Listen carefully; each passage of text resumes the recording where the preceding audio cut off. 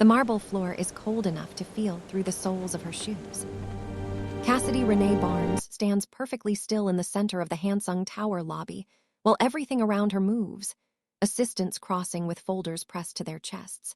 Security personnel rotating positions with military precision. A receptionist speaking Korean into a headset without once looking up. Rain hammers the floor-to-ceiling glass at the building's entrance. Outside, Gangnam glitters through the downpour like a city that does not care what is happening to her. To her left, her Uncle Derek signs paperwork. He has been signing for 11 minutes. She counted, and he has not looked up once. Not when the Kwon associate laid the documents on the marble counter, and Cassidy set down her suitcase beside him. Not when she said his name, quietly, in the car from Incheon, and he turned up the radio instead of answering. He signs with the smooth efficiency of a man who made his peace with this decision before she ever boarded the plane. The pen scratches across the page, and that sound, small, dry, final, tells her everything she needs to know about how alone she is in this building. She is 24 years old, and she has been sold. A young man appears at her elbow, mid-20s, black suit with the kind of blankly pleasant expression that takes significant training to maintain near situations like this one.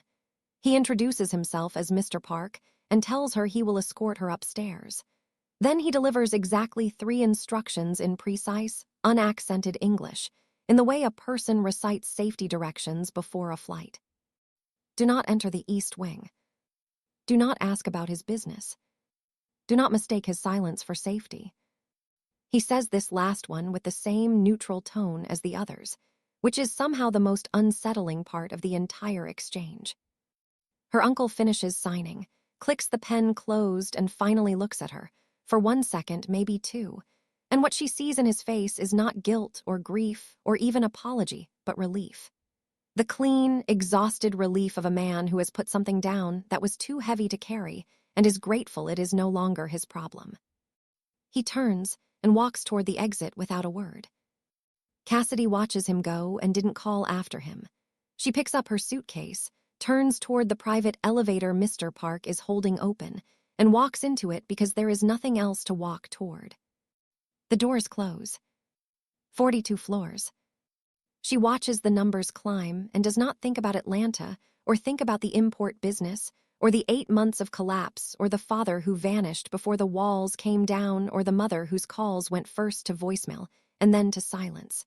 She thinks about the 3 rules. Specifically, she thinks about the 3rd one and why a man bothered to include it. Soon, the elevator opens.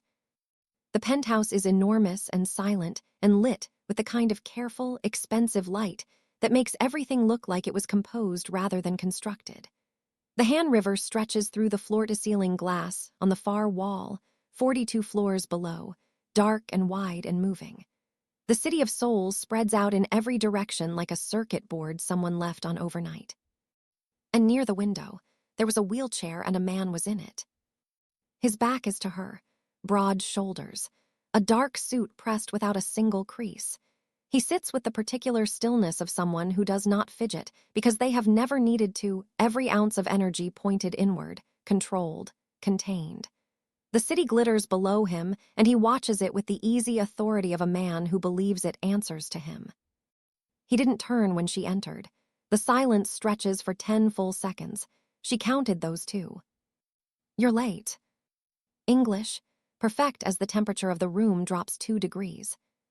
Cassidy sets her suitcase down, rolls her shoulders back, looks at the back of this man's head, and makes a decision in real time that she will either be proud of later or deeply regret, and either way she is making it. I didn't know I was supposed to be on time to my own auction. He turns. The first thing she notices is his eyes, dark, completely unreadable. They move across her face with the same deliberate efficiency he probably uses to read contracts, methodical, thorough, reaching a conclusion before he has finished looking. His jaw is sharp. His stillness is complete. He is, in the technical sense of the word, the most controlled human being she has ever stood in front of. He looks at her like he already knows exactly who she is. She tells herself the chill she feels is the air conditioning, but she will be wrong about that in weeks to come. 7 days. That is how long it takes Cassidy to map every square foot of the 42nd floor. She does it the way a person does when they have decided that knowledge is the only currency left available to them. Every camera angle, every blind spot, every door that opens and every door that doesn't. The staff rotation, 6 people, staggered shifts, none of them willing to make sustained eye contact with her, and all of them careful in a way that confirms she is being watched rather than simply employed around. She catalogs all of it. She is not spiraling. She is not in shock. She is building a picture, one detail at a time, because information is the only thing nobody can sign away on her behalf. Kwon Tae-jin moves through the penthouse like weather. That is the only word for it. He does not walk into a room so much as the room adjusts around his arrival. Staff step back. Schedules reorganize. The very quality of the silence shifts when he is present versus absent, and Cassidy, who has always noticed things other people miss, clocks this within the first 48 hours. He issues no unnecessary words. He wastes no movement. Everything he does is chosen, right down to where he rests his hands on the wheelchair arms, and she cannot tell yet if that precision is discipline or damage. He does not eat with her.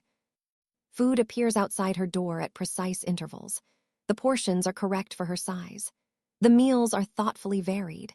Whoever is planning them knows she does not eat shellfish, which means someone researched her, which is a fact she turns over in her mind for a long time without reaching a comfortable conclusion. On the 3rd morning, she finds a book on her nightstand. She did not put it there. Nobody announces it or explains it. It is simply present, a slim volume, Korean poems on the left-hand pages, English translations on the right, the spine barely creased. No note, no name. She picks it up and turns it over 3 times and then puts it on the shelf and tells herself with complete conviction that it means nothing. She reads every page by midnight. The Korean words are beautiful even when she cannot understand them. Day 5, she cooks. She finds her way into the penthouse kitchen by the simple method of walking into it like she belongs there and waiting to see if anyone stops her. Nobody does. She finds what she needs through sheer determination and the universal logic of a well-stocked pantry, and she makes her grandmother's smothered chicken, butter and garlic and seasoning, and the kind of low, slow heat that cannot be rushed, and the smell of it moves through the entire floor like something the penthouse has never experienced before. Something warm, something that came from somewhere else, something that does not belong here and is here anyway. She carries a plate to him without asking.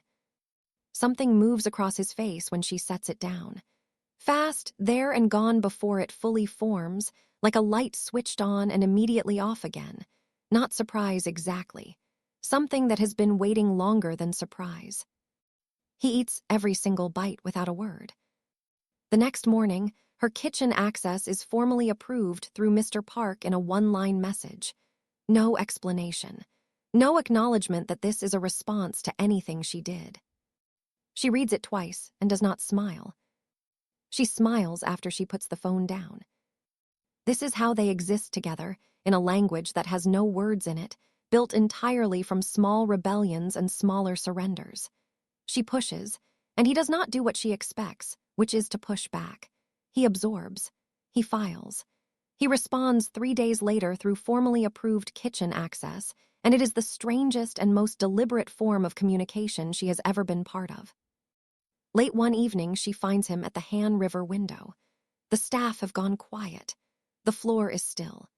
He sits in the dark with the city spread out below him and his hands resting open on his knees, and for exactly 1 unguarded minute, 1 minute, when he does not know she is there, he looks like a man who is carrying something that was never designed to be carried by one person.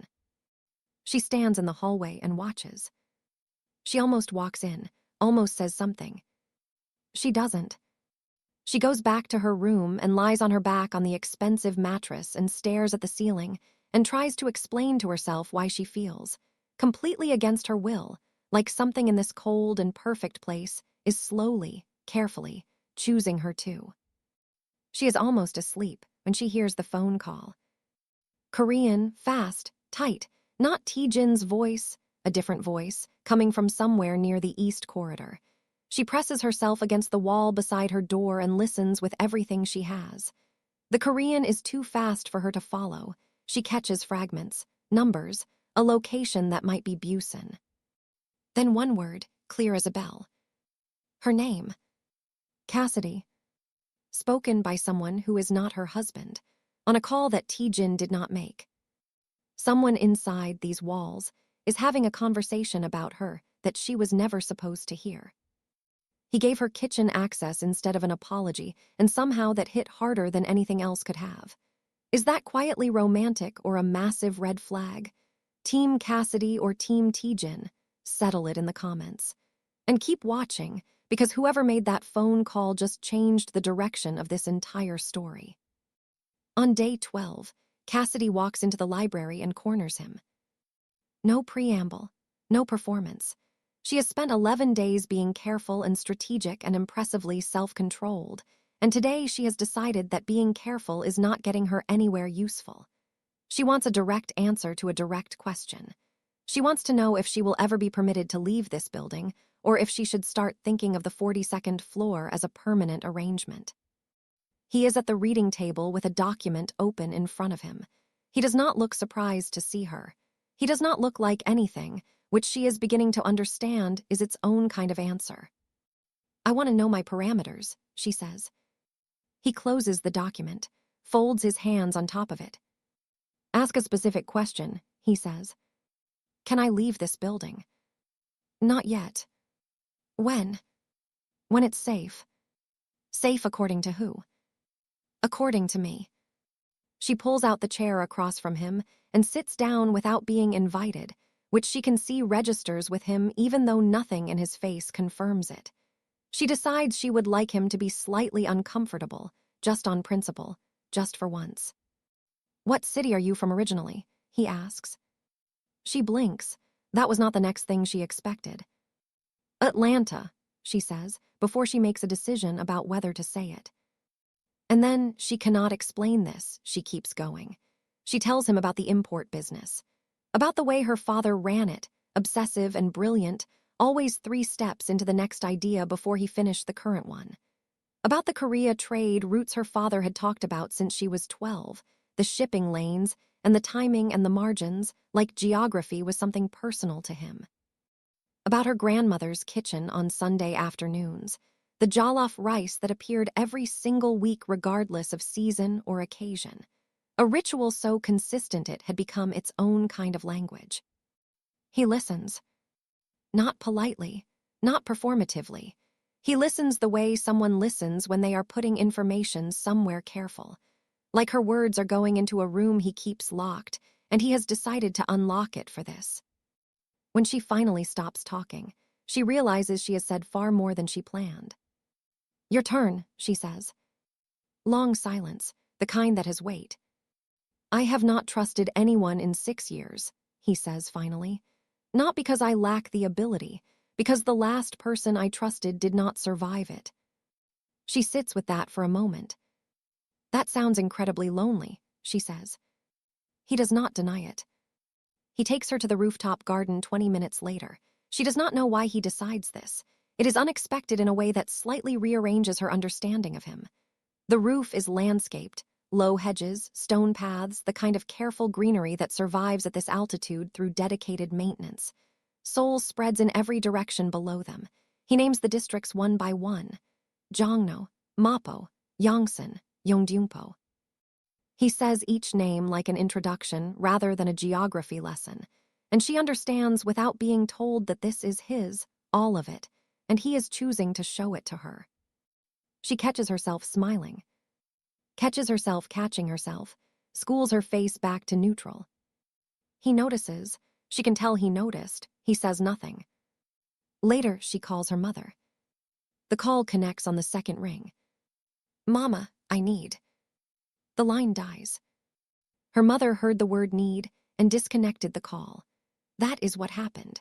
Cassidy stands in the kitchen with the phone in her hand and processes this fact with the slow, terrible thoroughness of someone who has just lost the last argument they were still making with themselves about whether they are loved. No dramatic collapse. No tears, not yet. Just stillness and the weight of clarity and the particular silence of a woman who has just run out of people to call. Tae-jin appears in the kitchen doorway. He looks at her standing there. He takes in the phone in her hand and the particular quality of her stillness and whatever is on her face right now that she does not have the energy to control. He does not ask what happened. He does not offer anything verbal at all. He crosses to the counter, sets a cup of tea beside her hand, and leaves. That's it. That is the entire thing. Hot tea on a counter and a man who saw her and did not look away. It destroys her more efficiently than any of the rest of it has. She is still standing there 15 minutes later when the front desk calls up. A visitor, female, Korean. The staff member's voice is carefully neutral in the way that means the opposite of neutral. Tae-jin wheels past the kitchen doorway, stops, does not turn. Don't believe anything she tells you. Gone before she can respond. He left tea on the counter and walked out and said nothing, and that was the most devastating thing in this story so far. Is he protecting her or managing what she knows? Drop your theory below backhand index pointing down, because the woman downstairs is about to try to burn this whole arrangement to the ground. Cassidy cannot sleep. She tells herself it is the time zone, still not fully settled after 2 weeks. She tells herself it is the cold that lives in the corners of the penthouse, no matter how precisely the climate control is calibrated. She tells herself it is anything except the specific image that will not leave her, the way that woman's eyes crossed the lobby and found her face before finding anything else. Not searching, not wondering, confirming. The eyes of someone who already knew where Cassidy would be standing and only needed to verify that she was actually there. At 2 a.m, there is a sound. It comes from the east corridor. The wing she was told specifically, deliberately, on her first day in this building, never to enter. She gets up. She moves down the corridor in the dark, bare feet on the cool floor, and she reaches the east wing door and finds it open. She will ask herself later why she went in instead of going back to bed. The honest answer is this. She has been surviving on half information for 2 weeks. Every door in this place is either locked or managed. A door that is open at 2 a.m. is the first uncontrolled thing that has appeared in her vicinity since she landed in this country, and something in her, the same part that talked back on the first night, will not leave it alone. She steps through. The room is enormous. One full wall is covered in tactical monitors, live feeds running simultaneously, footage from streets she recognizes and streets she doesn't, ports and intersections and interiors of buildings she has no name for. Busan, Itaewon, a cargo facility in Incheon. 3 separate screens scroll coded data in columns. A map of Seoul covers a standing display at the room's center, marked with a system of color-coded pins whose logic she cannot immediately read. Men in black with earpieces move between stations with the focused efficiency of people who have been doing this for years. And in the center of all of it, Kwon Tae-jin, standing, spine straight, shoulders squared, a phone pressed to his ear, speaking Korean in a low, rapid stream that carries absolute command, not the command of someone performing authority, but the command of someone who has held it so long it has become structural, built into the way he breathes. He is tall. He is completely at ease in this room, and the wheelchair is nowhere, not folded in a corner, not waiting nearby, simply absent the way props are absent when the performance is over. He has never needed it. Not once. Cassidy's inhale is sharp enough that it cuts through the ambient noise of the room. Everything stops. 6 men move simultaneously. Hands reach toward things on belts and counters. Tae-jin raises one hand, a single unhurried gesture, palm out, and the room freezes like he pressed pause on it. Then he turns. He looks at her across the width of the room with those dark, unreadable eyes, and the thing that lives underneath his expression right now is not anger. It is not guilt. It is the focused, calculating attention of a man doing rapid arithmetic about consequences.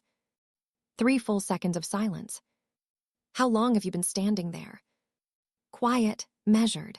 In that moment, she understands with the full weight of her body why the third rule existed, why someone thought it necessary to say those specific words on the very first day. She is terrified, That is true, and she is not going to pretend otherwise. But underneath the terror, rising through it like something that was never going to stay buried, is a feeling she recognizes with humiliating accuracy. The feeling of looking at something extraordinary and knowing you are looking at it. Her heart is hammering. Her hands are cold. And she cannot make herself look away from this man. This standing, commanding, fully capable man, who has been sitting in a wheelchair in her presence every single day, and somehow, inexplicably, feels more familiar to her right now than he ever has before. Long enough, she says. Her voice does not shake. She is enormously proud of that in the moment, and will be proud of it for a long time afterward. How long have you been lying? He crosses the room. Not fast, not aggressive, just steady, the unhurried movement of a man who decides where he is going to stand and then stands there without drama. He stops in front of her, close, closer than he has ever positioned himself near her. She can smell the cedar in his jacket and cold air, and underneath it something that might be exhaustion if exhaustion could be contained this successfully. I wasn't lying to you, he says, low, direct, no cushioning on it whatsoever. I was lying to the people who want you dead. She opens her mouth. Every screen in the room goes dark. All of them, simultaneously, the entire wall black.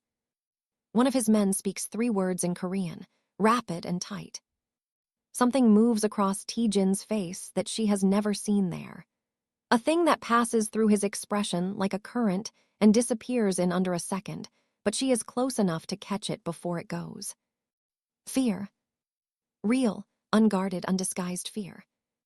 Get her to the safe room, he says. Now. The safe room smells like steel and recycled air, and the specific absence of anything natural. Cassidy sits on the cot with her back against the wall and her feet flat on the floor and her hands open on her knees, because she read somewhere once that open hands are a signal to your own nervous system that the threat has passed, and right now her nervous system needs all the signals it can get. The room is small, steel-lined, stocked with water and medical supplies, and the kind of careful, comprehensive preparedness that tells her someone planned for exactly this scenario. Someone sat down, thought through what would be needed, and built this room around that thinking. That should be comforting. It is not comforting. She scans the room because that is what she does, because information is still the only currency available to her, and that is when she sees it. On the metal shelf beside the door, a manila envelope, sitting there like it has been waiting. Her name on the front, in her Uncle Derek's handwriting. She crosses the room and picks it up and holds it for a moment without opening it, because some part of her already understands that whatever is inside this envelope is the kind of thing that divides a life into before and after, and once she opens it, she cannot go back to the before. She opens it. One photograph, matte print clear. Her Uncle Derek at a restaurant table in what she will later identify as Itaewon by the hand-painted tile wall visible behind the booth. He is smiling the smile she grew up with, open, warm, the smile that used to mean safety. Across the table from him, relaxed and present and clearly there by choice, is Kwon Tae-jin. Both men were unhurried and comfortable, sharing a meal like people who have met before and will meet again. The timestamp in the corner reads 18 months ago. Cassidy sits back down on the cot. She lets the information move through her in stages, because the mind is merciful that way. It delivers devastation in pieces rather than all at once. The debt that brought her here did not exist 18 months ago. Her family's business was still standing. Her uncle was still, as far as she knew, someone she could trust. And yet here he is, smiling across a table at the man she was supposedly sold to in order to settle a debt that would not exist for another 6 months. The debt did not create this arrangement. This arrangement created the debt. Her family's collapse was not a disaster that happened to them. It was a construction, something built with tools and intention and the specific kind of patience that belongs to people who plan years ahead. The financial pressure, the failed contracts, the accounts that dried up, all of it engineered. All of it pointed in one direction, at her. She was not chosen because her family owed money. Her family was made to owe money, so that she could be chosen. Somebody wanted her specifically inside this penthouse, wanted it badly enough to take her family apart piece by piece to arrange it. The door opens. Taejin enters without the wheelchair. No pretense, no performance. He sits in the chair across from her with the directness of a man who has decided that distance is no longer available to either of them, and he looks at the photograph in her hands, and something crosses his face that she has no ready word for. Not guilt. Older than guilt. The expression of a man who made a calculation a long time ago that cost someone else, and has been carrying the weight of that arithmetic in silence ever since. "You knew," she says, not a question. "Not at first." He holds her gaze without flinching. "By the time I understood the full picture, revering it would have gotten you killed before you arrived." She nods slowly and moves to the next thing. "My father, they told me he left, just decided one day to walk out on all of us." Taejin is quiet for a moment that has the specific quality of a man, choosing how much truth to give and deciding on all of it.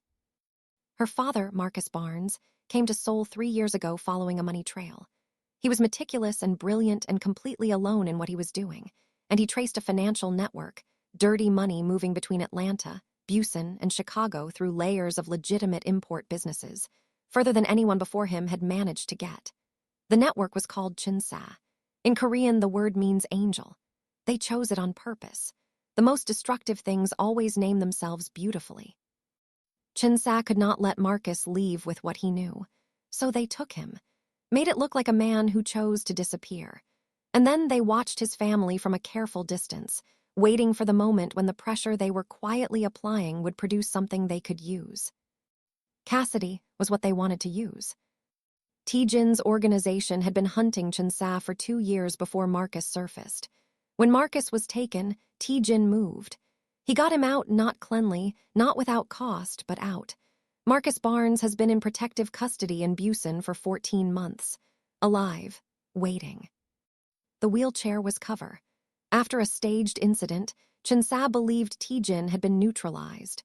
Confined. No longer worth watching closely. That fiction gave him 18 months to dismantle them from the inside while they thought they were watching a man in a wheelchair. Cassidy was brought here because Chinsa had identified her as their next move, and Taejin got there first. "So my whole family," she says. The words come out quiet, almost steady. "My uncle, my mother, they knew he was taken, and they handed me over anyway." He does not soften it. "Yes." The word lands in the room and stays there. Then, after a silence long enough to have real weight inside it, "I'm sorry, Cassidy." First time he has used her name. Not Barnes, not a designation.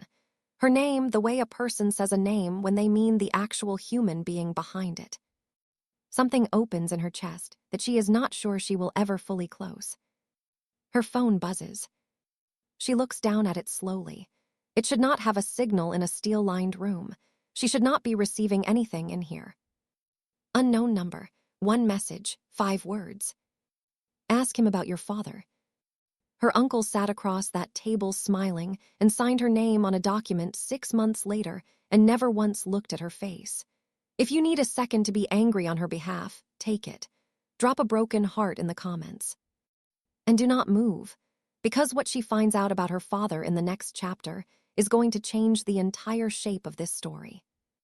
Dawn comes to Seoul in gray and silver. Cassidy has not slept. She finds Taejin on the balcony at first light, standing at the railing with his forearms resting on the glass barrier, looking at the city below with the expression of a man quietly counting something he cannot afford to lose. He does not hear her come out. For a few seconds she stands behind him and watches, and this is the first time she has ever seen him somewhere he did not choose to be found. She sits beside him without asking. He does not tell her to leave. The Han River carries the early light on its surface. Seoul breathes below them, shifting from night to morning in the slow way of a large thing that moves on its own schedule. Neither of them speaks for a while. The silence between them has changed. It used to have distance in it. Right now it didn't. She holds up her phone, the 5-word message on the screen. He looks at it for a long moment. Then he tells her everything. Her father spent 3 years mapping Chinsa's financial network with nothing but his own obsession and his father's old accounting ledgers, and the kind of focused intelligence that does not know when to stop. He traced the money from Atlanta through a chain of front companies to a collection of portside operations in Busan, then out again through Chicago, cleaned and delivered and untouchable. He got closer in 8 months, working alone, than T-Jin's entire organization had gotten in 2 years. When Chinsa took Marcus, they were not careful. They moved fast and they left the edges. And T-Jin, who had been watching Chinsa long enough to know how they operated, found one of those edges and pulled it. Getting Marcus out took 4 months and cost 2 of T-Jin's own men. Marcus arrived in Busan injured and exhausted and carrying 3 years of intelligence entirely in his head because there had never been anywhere safe to write it down. He had been in a protected location on the coast ever since. Stable, recovering, waiting for the operation to reach the phase where Chinsa could be closed entirely rather than simply relocated. The wheelchair was covered. After a staged incident that Chinsa believed had left him confined, T-Jin spent 18 months rebuilding his network's reach while Chinsa watched a man they thought was no longer a threat. They stopped looking carefully. That was the first mistake they made. It was not their last. Cassidy was flagged by Chinsa as leverage, against her father, against T-Jin, against the operation's final phase. She was going to be used one way or another. The only question was who got to her first. T-Jin got there first. "You've been protecting my father," she says slowly, the full architecture of it settling. 2 years, alone, without telling her, without being able to tell anyone. And me, this entire time. He is quiet for a moment. When he speaks, his voice is lower than she has ever heard it, stripped of every professional layer, down to something foundational and unguarded and entirely real. "Your father chose truth over his own safety.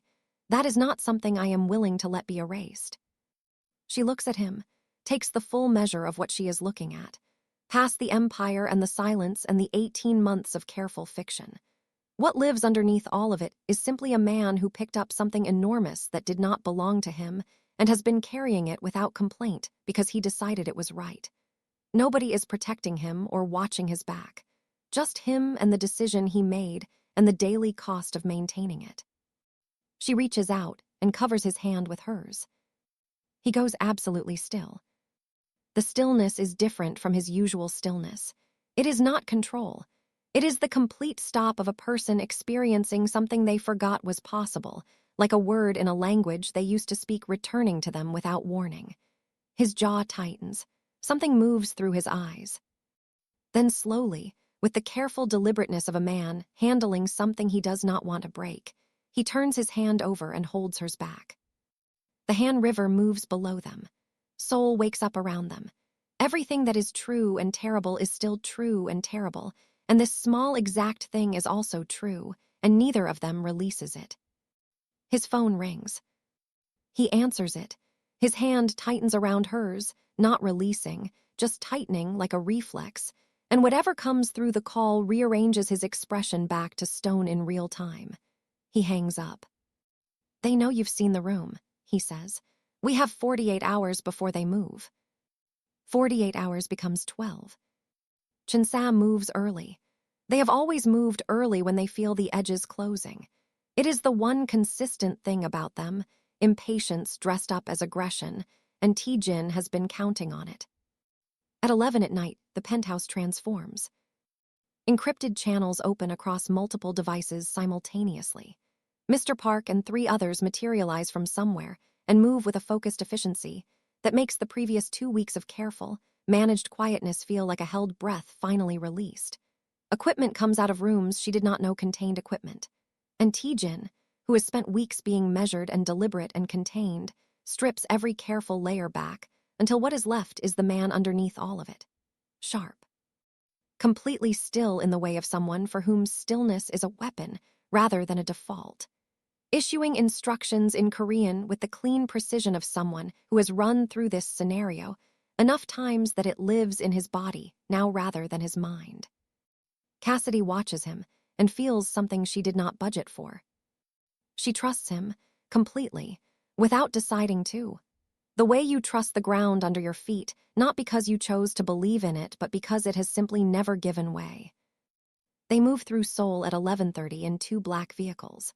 She is in the second car, rain on the windows, watching the lights of Gangnam give way to the older, denser streets pushing toward Itaewon.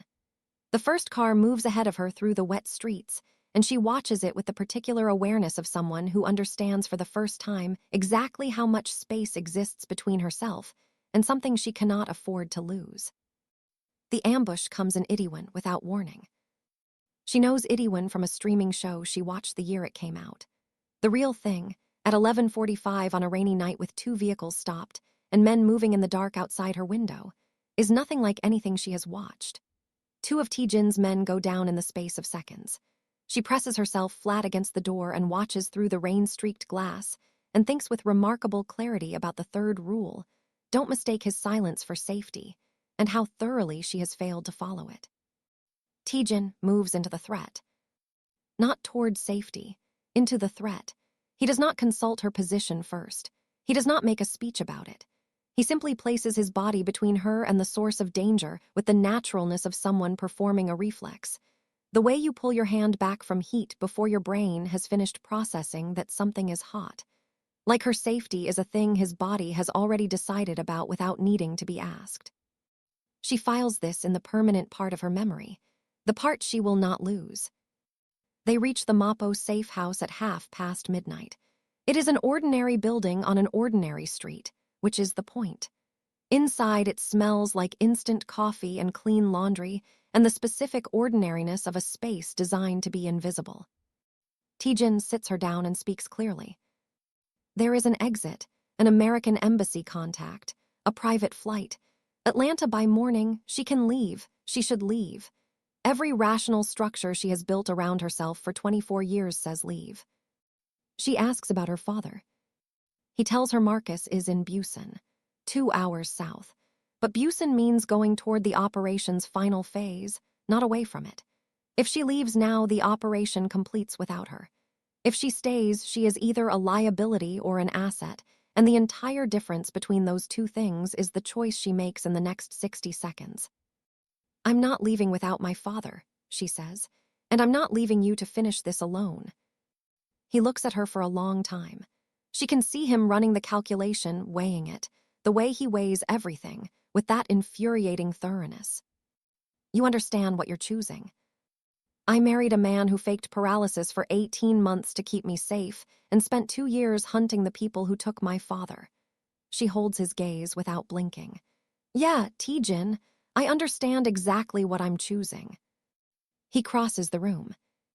He stops in front of her and raises both hands and cups her face, slowly, with more gentleness than she knew those hands contained, like she is the one thing in his precisely ordered world that he did not account for, and is still deciding whether that is a problem or the first thing in years that has felt like the opposite of one. He does not kiss her. He just looks at her, like she is something he cannot afford to lose and has already decided he is unwilling to. After this, he says, barely above a whisper, I need you to still be standing. Same, she says. A knock at the door. One of his men, a tablet in his hands, screen facing outward. A live feed, a room in Busan, coastal light through a small window, a man in a chair, older than she remembers. Thinner, moving with the careful deliberateness of someone relearning their own body. But the jaw is her jaw. The hands are her father's hands. Cassidy's hand flies to her mouth. That's your father, Taejin says. He has been asking for you. He held her face like she was something worth being careful with, and did not kiss her, and that was somehow more devastating than anything else in this story. Drop a fire if Taejin has completely taken over your whole life. Busan arrives at dawn through salt air and the sound of the sea. Where Seoul is glass and vertical ambition, Busan is horizontal and old, built by people who worked with their hands on the water and never needed to apologize for it. Cassidy notices this through the vehicle window. The way the light hits differently here, flatter and wider. The way the buildings sit lower against the sky. She notices it the way you notice beauty when you are not entirely certain you will survive to remember it, with the specific attention of someone storing things carefully. The safe house is a low building set back from the coastal road. It smells like the sea and old wood and coffee that has been keeping someone awake for too long. She walks through the door. Marcus Barnes is on his feet before she crosses the threshold. He is thinner than she has ever seen him, gray at the temples in a way that was not there 3 years ago. He moves with the careful deliberateness of a man who spent a long time being still and is relearning what his body can do. But he is across the room before she can take a full breath, and his arms are around her, and she stops being able to think about any of it clearly because this is her father. Alive, present, real and physical and here. She does not speak for a long time. She just holds on. 3 years of grief that was built on a lie. 3 years of quietly, painfully, finally accepting that he chose to leave, and that acceptance was the most devastating thing she ever did to herself.